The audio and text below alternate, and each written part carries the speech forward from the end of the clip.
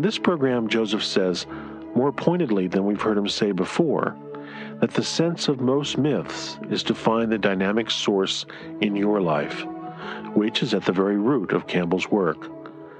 We'll also hear him elaborate on what he called the essential unities inherent in different myths and religious systems from around the world, a point he also made in a talk he gave at the New Dimensions Radio 10th Anniversary Celebration, which is included in this program, as well as later in the series.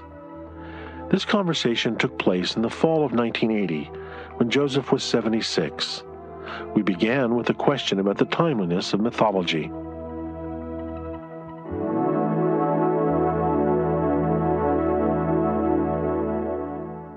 Hello, Joseph. Michael, it's a real pleasure to be with you again. Well, it's great to be with you, too. I think where I'd like to begin, Joseph, is that somehow we've related to mythology as just fairy tales and being largely untrue, and mythology is so much more than that. Well, I think the reason for the misunderstanding is that the imagery and tales of mythology are symbolic of spiritual powers within us. And when these are interpreted as referring to historical and natural events, and then science shows that these historical and natural events did not or could not have occurred, then you throw the whole thing out. But mythology really is the language of discourse between our unconscious system, the spiritual life that really shaped our bodies, and the intellect, which is regarding the outer world all the time and thinking in terms of practical facts and so forth. And the intellect has to learn to read these symbolically. Now, in the old traditions, this was generally understood. Such a symbolic theme, for example, is the virgin birth, which occurs throughout the American Indian mythologies. I mean, this is what awakened me to the realization that these things had not to do with historical events. The mythic image of the virgin birth refers to the birth of the spiritual life in the human animal. We can live with the same interests as animals, clinging to life, begetting future generations, and winning our place in the world. But then there can open the sense of a dimension of spiritual quest and realization. And then there is the birth, you might say, of the spiritual life. And this is the sense of the virgin birth. Is mythology just a study of the past, or is it also a study of the present? Well, insofar as the mythic forms are alive today, it's a study of the present. And this is the sense of the work of Freud and Jung. They found that in the psyche, in the individual dreams, there were mythic motifs, and that those represented the dynamics of the individual life. Somehow they symbolized what the person was really living for, whether his intellect knew it or not. And so we can say that myth lives today in our own spirits, in our own lives, whether we recognize it as such or not. And when one does begin to recognize it as such, then one can turn to the mythic tradition in which one has been brought up, Judaism, Christianity, Islam, Buddhism, Hinduism, or whatnot, and find effective support there for one's own quests and realizations. Let's take a typical myth that most people would be familiar with, say the myth of King Arthur and the Knights of the Round Table and the search for the Holy Grail. How would that myth be relatable to present time? The problem of the Grail quest is the revivification, reanimation of what is known as the wasteland. The wasteland is a world where people live not out of their own initiative, but doing what they think they're supposed to do. And people have inherited their official roles and positions. They haven't earned them. And this is the situation of the wasteland.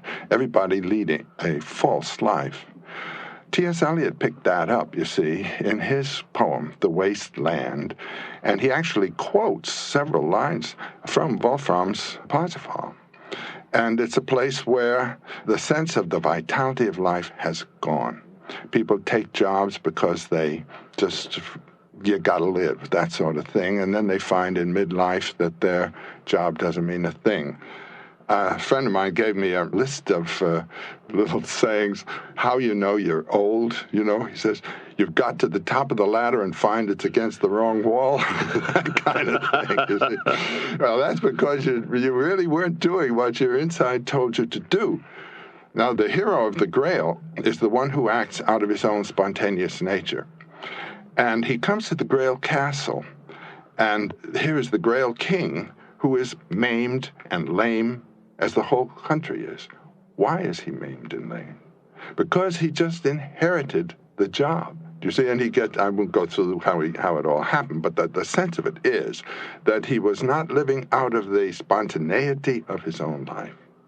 The hero comes and lives out of the spontaneity of his own life, but unfortunately, when he was told how to be a knight, he was told, knights do not ask questions.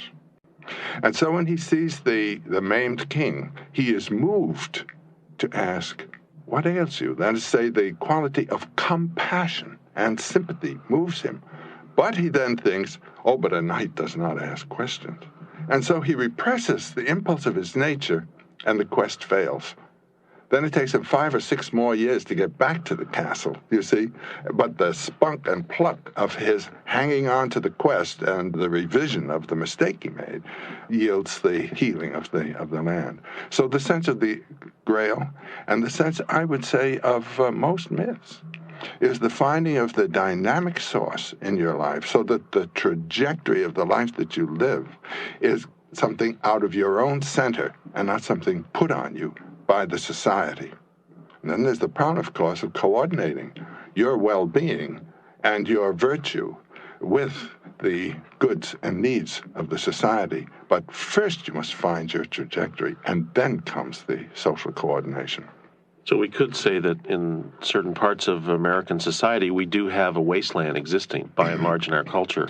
Well, I don't know what your impression is, Michael, but mine is that I think the majority of my friends are living wasteland lives. And now, since I retired from teaching, you see, you're teaching people who haven't come into the wasteland yet. They're at the point of making the decision whether they're going to follow the way of their own zeal, the star that's dawned for them, or what daddy and mother and the friends want them to do, or what they've got to do to earn money. The adventure's always in the dark forest, and there's something perilous about it. Since retiring, I've been lecturing to adults for the most part. And those that I've been lecturing to are those that have felt, I need a new start, or I have to find a center in what I am doing that really meets my own life. And my impression is that many, many, many of our friends just are baffled. They're wandering the wasteland without any sense of where the water is, the source that makes things green.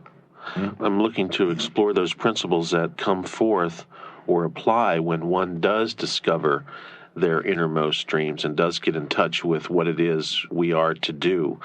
It occurs to me as you talk about the dark forest, yes, and that one of the principles is that you have to be willing to take risks, that you have to be willing to go past what the normal rules or traditional concepts of the way things are.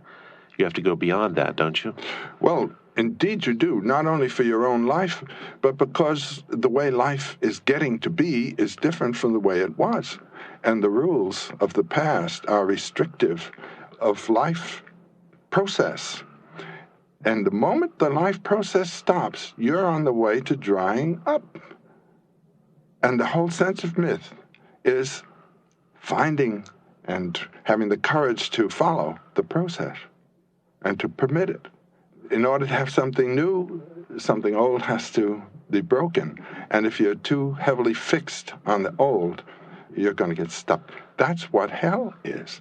Hell is the place of people who could not yield their ego system to allow the grace of a transpersonal power to move them.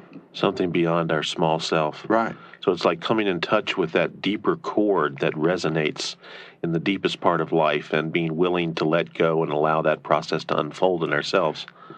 And if one understands the spiritual sense of one's religious tradition, it will encourage one to do that and give one clues. But if one interprets it in terms simply of hard fact, it's not going to help you. Joseph, I'm sure many of our listeners are familiar with fairy tales, and we've all learned to grow up with fairy tales. What about present-day authors? Are you aware of any literature that has emerged or is emerging over the last several years that really is in touch with mythology in an historical perspective? Well, Michael, I haven't been reading any of the most recent works. When I was myself shaping my own life views and all, there were a number of authors that meant a great, great deal to me, but I don't know whether they're still in the wind, One, very important, was James Joyce. The Portrait of the Artist as a Young Man, Ulysses, were two formative books for me. And along with them, saying the same thing in another language, you might say, were the works of Thomas Mann. They meant a great deal to me as well. The Magic Mountain, I must say, was tremendous for me. In the world of poetry, W.B. Yeats has the messages, it seems to me. And T.S. Eliot, in a somewhat more stilted way, I feel that he knew about them but didn't feel them quite the way these other men did. Those are the people that really talked to me. Robinson Jeffers here on the West Coast, and Walt Whitman in Long Island. These are people that continually refreshed me. I was in the literature department as I was teaching, so there were a lot of people I had to know about and were supposed to teach. But those that really talked to me, I've more or less named. And then back of those, there were certain philosophers who supported them, so to say. For Joyce, Dante was a terribly important figure, and Aquinas. Those are men who understood symbols, the symbolic sense of the imagery of the Christian tradition. For Thomas Mann, the great people were Goethe, who's just inexhaustible of this stuff, Schopenhauer, Nietzsche. Then I also ran into Spengler, The Decline of the West, and a really great anthropologist, Leo Frobenius. These are the people who meant something to me. Now, since the Second World War, I don't find the momentum of those people being carried on. I think a whole new set of problems have emerged for young people today, and just what they are, I don't know. What about the fact that we've had a great deal more explorations in the archaeological field and also in the anthropological field, that now we're coming in touch with shamanic traditions and cultures that we really weren't in touch with a few years ago. We're finding buried cities and places that we didn't know about a few years ago. What does that have to do with mythology? Is that expanding our understanding of mythology, or is it just kind of recovering what we already knew? Well, I might say that keeping up with what is happening in these fields, and this has been a prodigious time. Here is where, for me, the active writing is going on in the present period since the Second World War. This is occupying me entirely. It's tremendous. It is opening up a whole new perspective on the unified history of mankind. And peoples who were outside of our archaeological discovery and work are now coming in. For instance, the Chinese are doing very important archaeological work. And the University of Hawaii, working in Thailand, and it's now been followed by the University of Pennsylvania working there, has unearthed a whole new dimension of the history of domestication of animals and plants, which means a transformation of society in the beginning of the Neolithic and the high cultures and all that kind of thing. And what comes out of it is what has been my theme right along, that all the religions and all the great mythologies and all the poetries of the world, when they are out of the great spiritual sources of mankind's greatest thoughts, they're all singing the same song. It's a great polyphonic song, so that no one has a right to say, we're in. Do you get me? People ask me frequently, what about the mythology for the world to come? You can't predict what your next mythology is going to be any more than you can predict tonight's dream. You know, it doesn't come from the place that intellectual thinking comes from. It comes from that source of life within which compensates for the limitations of the intellectual life. But I can tell you what it's got to be in terms of one's social commitment. One of the important things in mythology is to what social group do you belong. The social group now is the globe. No more of this tied-in horizon. And in the old mythologies, love was reserved for the in-group and nasty names for people outside. I mean, this is characteristic of mythologies everywhere. They've all grown up within horizons. Now those horizons are broken. And so what's going to happen? What are we going to do with the aggression? You know? The old saying of love your neighbor, but hate your enemy has to go. And Jesus was the first, as far as I know, who said, I say love your enemy. Well, they're not enemies. They're our brothers now. And what are you going to do with that? The love now has to work really to temper and transform the aggressive hate thing. And that's what has to be taught through the symbols. The symbols are too culture-bound up to the minute, up to now. It's interesting how we've taken modern technology in the area, say, of war machinery, weapons, and so forth, and we're still kind of relating to these weapons of incredible destruction so that we can, in the same breath, talk about mega deaths as a result of nuclear weapons. And yet we seem to be relating to them in the way we related to the musket and ball and the spear and shield.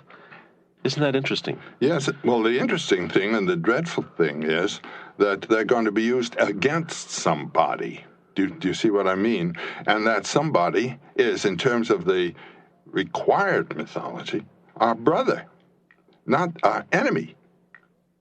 And there's a terrific lag in this extensive view of the range of our social unity. We've been choosing too many electives and not really taking the required courses, right? But it's something worse than that, Michael. I mean, as though people were afraid of the implications, because that's the dark forest thing. They are pulling back, and you have more and more accent on the in-group commitment. I don't care what the in-group is.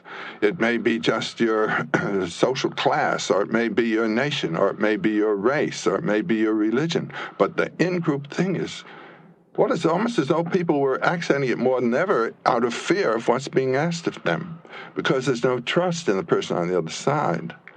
I wouldn't advise ridiculous trust, you know, but at least the move and the pattern of intention has got to be that of coordination and cooperation. It's got to be. And how the symbols have always given us our in-group against the out-group. I'm just thinking of how we have, and going back to Christianity, and I think of the Dead Sea Scrolls and the scrolls that found at Qumran and so forth. Do you think that's going to change our perception and understanding of Christianity? Do you think that will permeate into the traditional Christian structure of religion? Well, the Dead Sea Scroll finds belong to what I would call the old days. The sons of light against the sons of darkness, and we're the ones that are going to be the glorious ones. That's tied to the historical concept, and the symbols are being read historically. We are the sons of light, and they are the sons of darkness.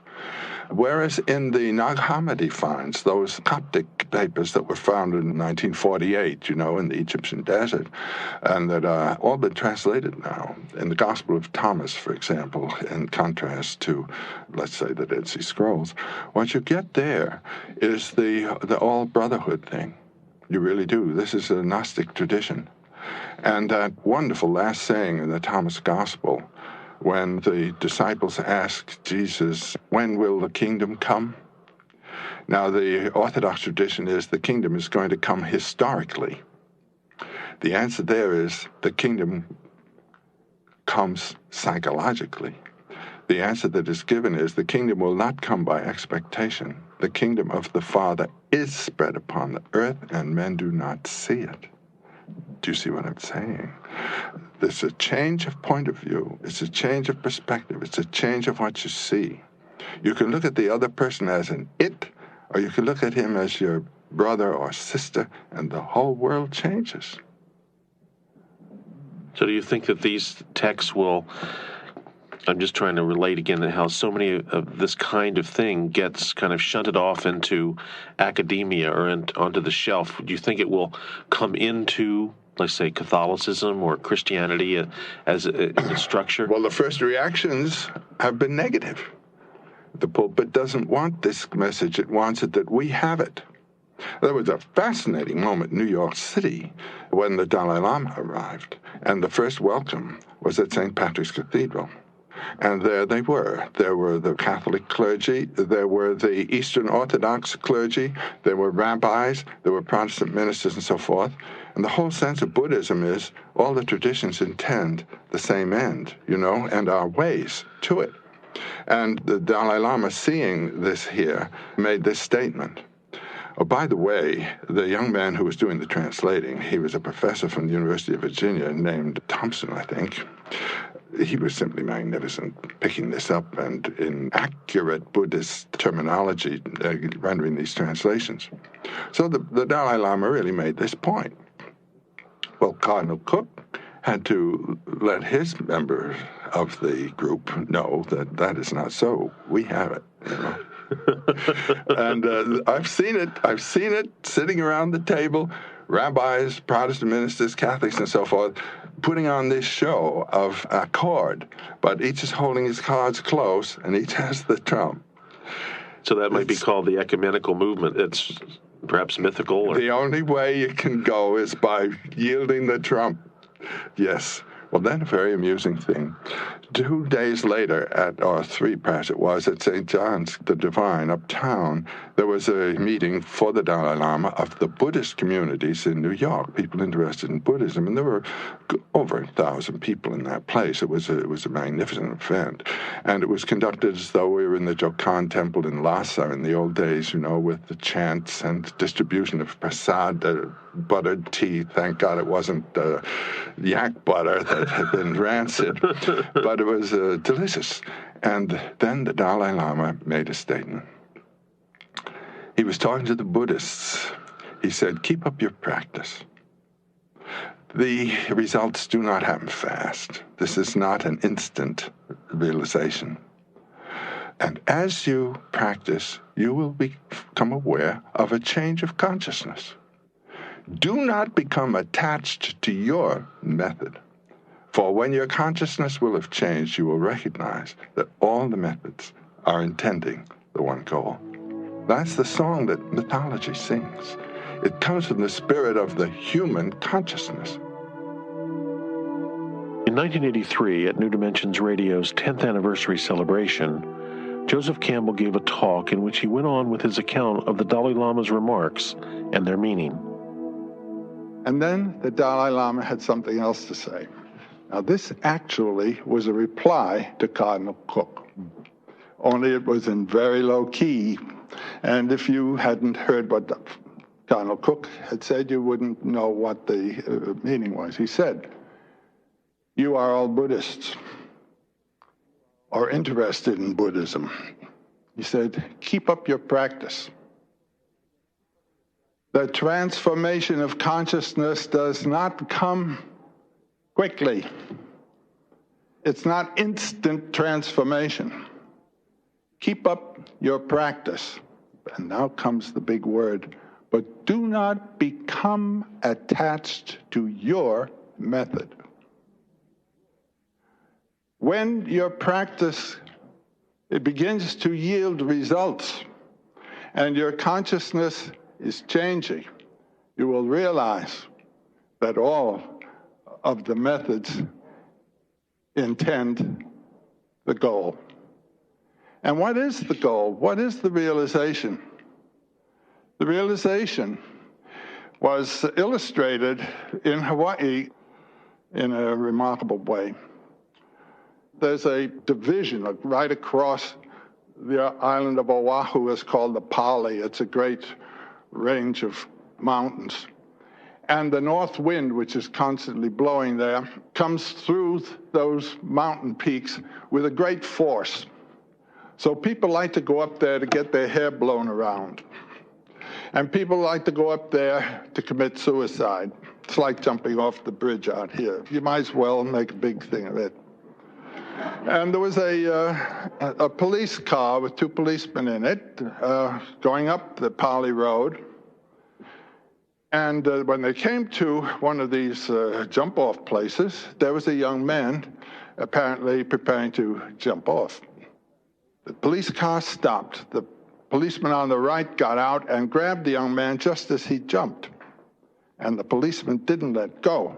And the policeman was going over when cop number 2 came around and pulled him back. It was a fantastic moment. And the policeman who had saved the boy was asked, why did you do that? Why didn't you let go? You were going over. He said, I had given myself to that man. If I had let him go, I couldn't have lived another day in my life. He'd forgotten everything, his duty, his family, everything. The whole world of his phenomenal existence disappeared, and this was a one-pointed giving of oneself to something else. Schopenhauer, in a wonderful paper of his called The Foundations of Morality, asked the question, what is it that breaks through when that happens? And his answer is, this is a metaphysical realization. This is the sudden realization that you and that other are one. We are all of the one life, the one consciousness, and not only we, human beings, but we're one with the rabbits and the trees and all of that. And the experience of separateness in space is simply a function of the way our consciousness works. But we have another level of consciousness that knows this other thing. You and the other are one.